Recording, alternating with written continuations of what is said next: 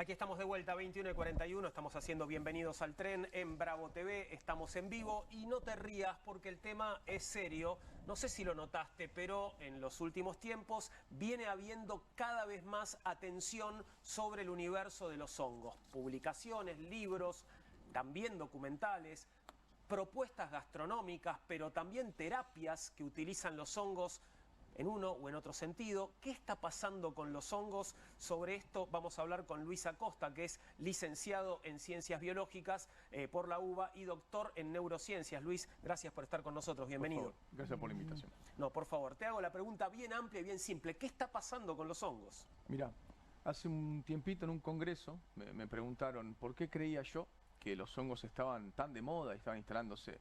Y mi respuesta fue porque funcionan. ¿Funcionan para qué? Para atender diferentes tipos de padecimientos que tienen que ver principalmente con salud mental. ¿Sí? Salud mental, y hoy ya hay un corpus también documental interesante que va hacia el lado del dolor. ¿Sí? Neurodegenerativas, hay algo con autismo, ¿sí? Adicciones. Por lo general en contextos donde la biomedicina se queda corta, ¿sí? En un mundo quimicalizado, medicalizado, donde la gente está acostumbrada a consumir un montón de fármacos, incluso fármacos para mitigar los efectos secundarios que producen los fármacos, aparecen estas alternativas terapéuticas como una opción donde en la Argentina se da un fenómeno que tiene que ver con lo que sucedió con el cannabis terapéutico, ¿sí?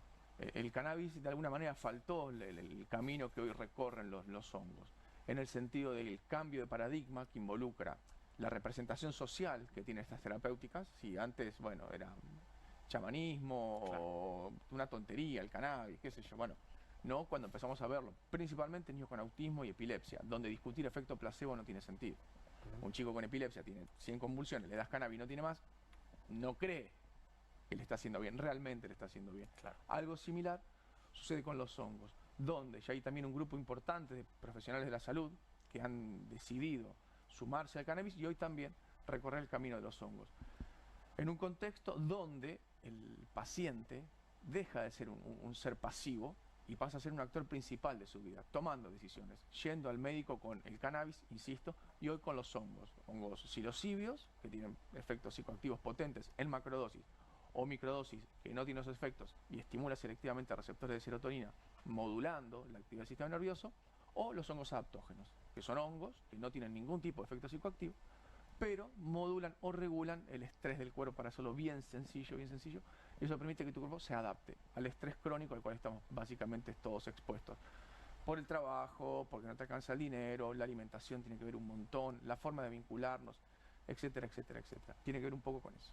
¿Y en qué tan experimental es el uso que se está haciendo de los hongos? ¿Qué tan comprobado, validado por la comunidad científica está? Bien, la pregunta está buena. En términos del uso de hongos, los psicoactivos, en macrodosis, que son los que producen los efectos potentes, comparables, no sé, a la ayahuasca o la mescalina, que va un poco por ese lado, hay evidencia científica publicada en las mejores revistas y con los ensayos diseñados como a la ciencia le gusta, digamos, entre comillas, aleatorizados, controlados por placebo y doble ciego, principalmente para ansiedad, depresión. Y después tenés todo el recorrido que ha hecho la humanidad, donde la biomedicina toma esa lógica que es propia de los pueblos originarios, la subordina a su lógica, la coopta y bueno, y la ofrece en su formato. Entonces hay muchos trabajos y es muy interesante lo que está pasando con la psilocibina en particular. Yo creo porque, bueno, está dando respuesta muy interesante a lo que tiene que ver principalmente con salud mental, donde la salud mental también se discute muchas veces, porque vos te fracturas una pierna y yo puedo hacer una radiografía y ver que te fracturaste. Te duele el hígado y haces un análisis y ves. Ya a la salud mental es por ahí la interpretación específica de profesionales y no está del todo claro. Y hay gente que anda boyando años de un lado al otro hasta que logran un diagnóstico y mientras tanto fue tomando una cantidad de medicamentos que ayudan, no vamos a discutir la eficacia de eso, pero muchas veces también termina generando una iatrogénesis, o sea, daño, consecuencia del uso de estos fármacos. De eso te quería preguntar. ¿Hay una normalización del uso de la medicación psiquiátrica, de los ansiolíticos, hoy en día de parte de todas las edades, desde jóvenes muy jóvenes a adultos muy adultos, y un consumo habitual de todos los días? y nadie se pone a juzgar si es polémico o no es polémico consumir ansiolíticos, pero sí pasa con los hongos que uno piensa, bueno, no salen de un laboratorio, salen de la tierra, Exacto. tienen menos contenido malo de eso que se puede entender. ¿Qué pasa con esa diferenciación entre que algo está bien visto y es muy malo para la salud el consumo excesivo y no medicado, y lo otro que es más natural pero Ahí se juzga más? la pregunta también está muy buena.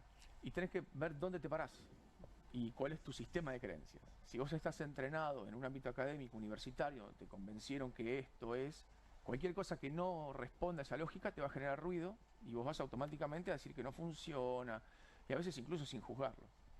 Si vos venís de otro contexto, en el que estás en la búsqueda permanente de mejorar tu condición de salud y aparecen estas herramientas, las vas a tomar y decir, funcionan.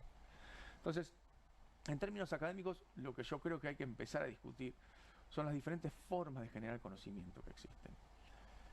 Ensayos doble ciego controlados por placebo es una forma, y esa es la forma en la que la biomedicina o las grandes farmacéuticas han de alguna manera obligado a que los médicos adopten como única. Pero si vas a las leyes, medicina legal y demás, nunca hablan de eso, se dicen evidencia científica. Y hay trabajos publicados, reportes de casos de personas que vienen con depresión mayor medicalizadas durante muchos años, que inician un proceso de microdosis con hongos, logran abandonar la medicación psiquiátrica, siguen un poquito más con hongos y tampoco consumen los hongos. Entonces vos lograste resolver la depresión mayor y eliminar el consumo de fármacos. ¿Eso es evidencia? Sí lo es. No es un ensayo como, insisto, convencieron de alguna manera a la sociedad que son los que corresponden. Claro. Te escuchaba esto que decís, bueno, hay personas que prueban. Primero, ¿cómo es el proceso de producción? Si, por ejemplo, en Argentina existe el ReproCan, por el cual el cannabis puede producirse en un laboratorio, o sea, que lo tenga una farmacia, un laboratorio o en la casa. ¿Cómo es el proceso de producción de los hongos? Que entiendo debe ser un poco más complejo. Y por otro lado, ¿cómo pasa de la producción a que te lo diagnostique o recomiende un médico? Bien, todo eso está en pañales. Bien. Está sucediendo. Nosotros estamos asistiendo a una especie de revolución. O sea, no existe un protocolo todavía que no hay nada, funcione. no está del todo regulado. ¿Sí? Insisto, estamos asistiendo a una revolución en lo que tiene que ver con el cambio de paradigma de la atención de los padecimientos en un contexto donde la biomedicina hace agua y está medio en crisis en lo que tiene que ver con salud mental. Entonces, en la búsqueda permanente, las personas llegan. Hoy está mucho más abierta la sociedad, insisto, a recibir esta información.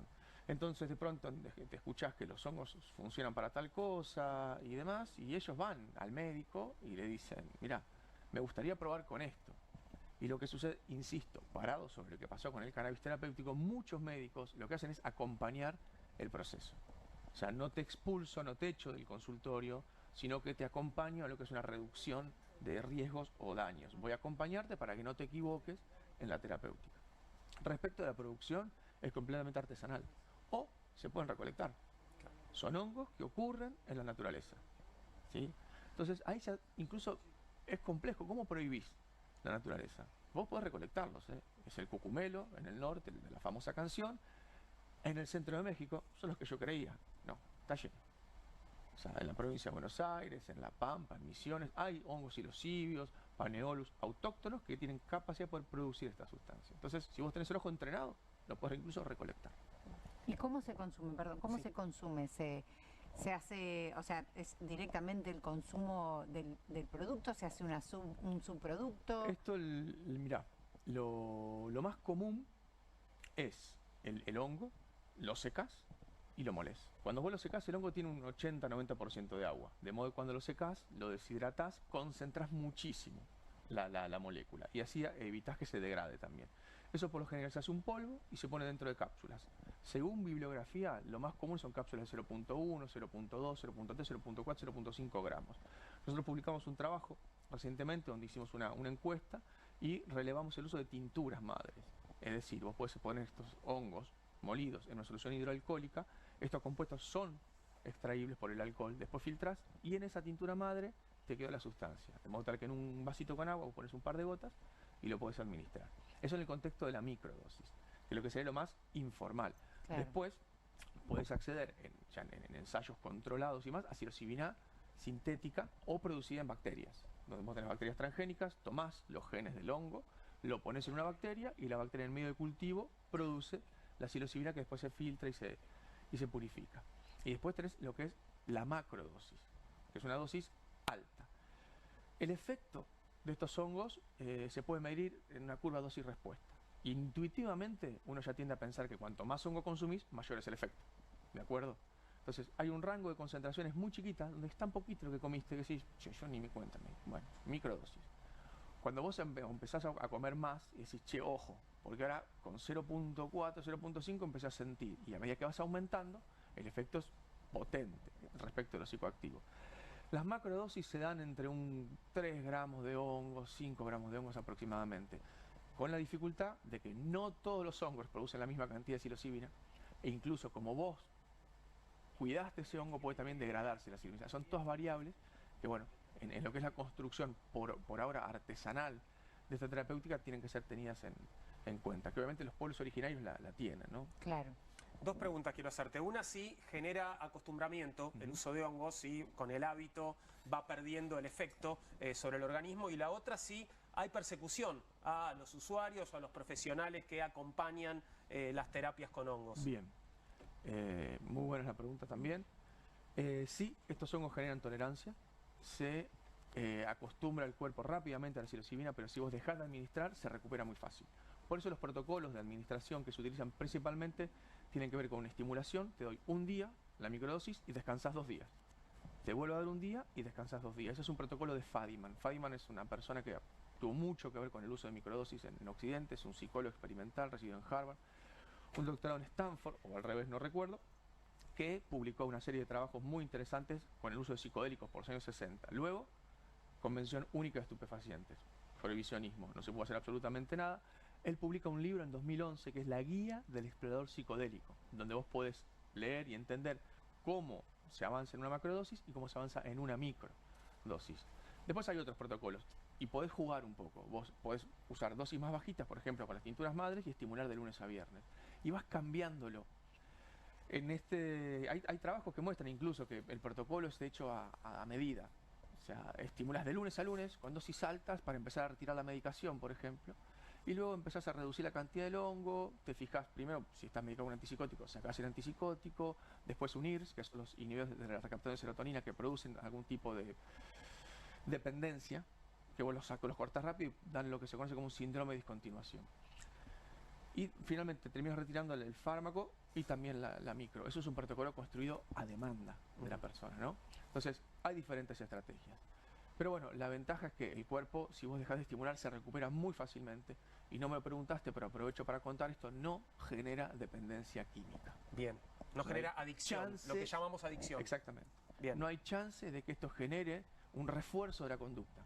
Cuando uno toma cocaína, por ejemplo, se libera mucha dopamina y eso, bueno, libera dopamina en todos lados, primero la prefrontal, saca tu mejor versión, eso es un problema, porque saca la mejor versión y rápidamente esto, que es muy plástico, se adapta y esconde receptores de dopamina. Y viene la peor versión. Pero hay un circuito, que es el circuito de recompensa, que ese es ancestral, es muy viejo, no es plástico. Se formó una memoria ahí y se repite.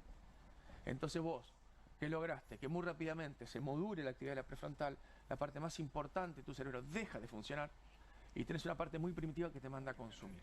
Y sale la peor versión de vos. Eso no pasa con los psicodélicos, no hay refuerzo de la conducta.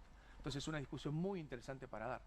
Se nos acabó el tiempo, Luis. Brevemente, decime sí o no esto. ¿Se persigue a los profesionales de la medicina, de la salud mental, que trabajan con hongos, a los usuarios? Hay un grado de persecución, pero en las redes sociales. Bien, bien. Esperemos que quede ahí entonces. Gracias, Luis, por venir. Gracias. Fue muy interesante. Yo creo que vamos a seguir hablando de esto, pero no será esta noche porque se nos acabó el programa, chicas. Así que tenemos que seguir otro día. ¿Les parece? Nos vamos a ver mañana.